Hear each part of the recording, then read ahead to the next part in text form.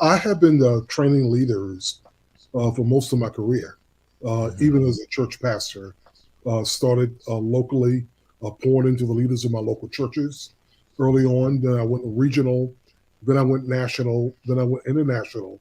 And even as a pastor, I was dipping in and out of opportunities. They were sporadic of training leaders in the corporate, academic, and healthcare context as well.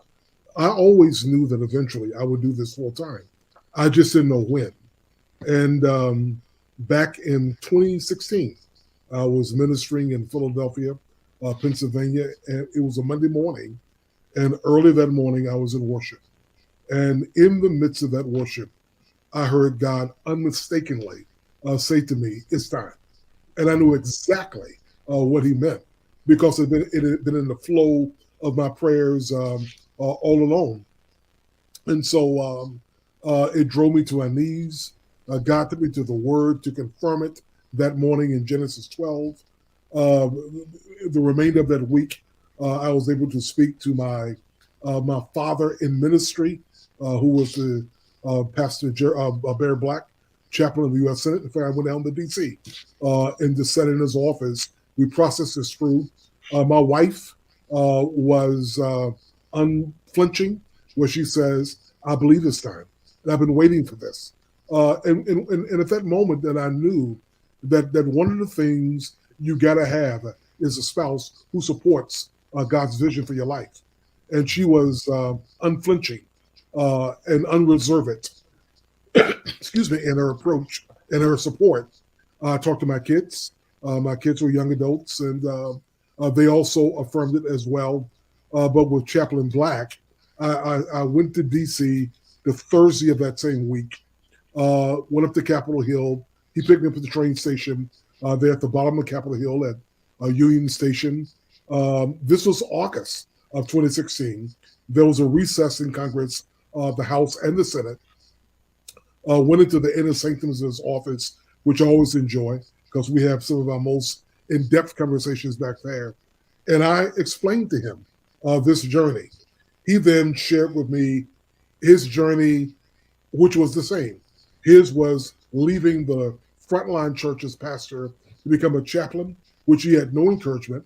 There was no one in the bleachers that was cheering him on. In fact, Hmm. those who he looked for support and his older colleagues were really discouraging him not to do that. And he said to me, "Freddie, if I did not make that move when God told me to do it, we would have never had a black person who was the chief of naval chaplains. Neither we have now the longest serving chaplain in the history of the U.S. Senate who happens to be black." He says, "Look at what God has done." And he says, if you're waiting for validation from the bleachers, it's not going to come. You got to follow what God told you to do and to allow God to order your steps. Well, that was good for me, but my faith was fragile because it's difficult to walk away from a paycheck, especially you got kids, you got a family, you got a mortgage, and I didn't know where any of that was going to go. And yet the Lord said, "Do it." But for 2 years, I sat on it to the point, come on, where God got very silent with me. He was no longer bringing it up to me. And then early one morning in March of 2018, I was in worship in this same room right here. And the Lord said to me very clearly, "Freddie Russell, you're not waiting on me. I'm waiting on you." And within 2 days, I went and I began to execute the transition out of full time vocational ministry into what I'm doing right now. And I've never looked back. I've never second guessed it. And I have to say, I've enjoyed every step of the journey thus far. I love it. So, Freddie, as you said that, I love the key words that you're using, vocational ministry, right? Because as I listen to you and as we've talked, it's clear to me that you haven't left ministry, but it may not be clear to others. So, what would be your response to someone And you can also like put in your definition of ministry here if you'd like. Someone says to you, well, Freddie, you left ministry 2018. What would be your response to them? I will say all I've done is transition to a different ministry because your whole life is defined by serving the kingdom, by serving God. And whatever you're doing, it is ministry. This is taking me away from the day-to-day pastoral ministry, and now I serve and I minister to leaders in various contexts around the world.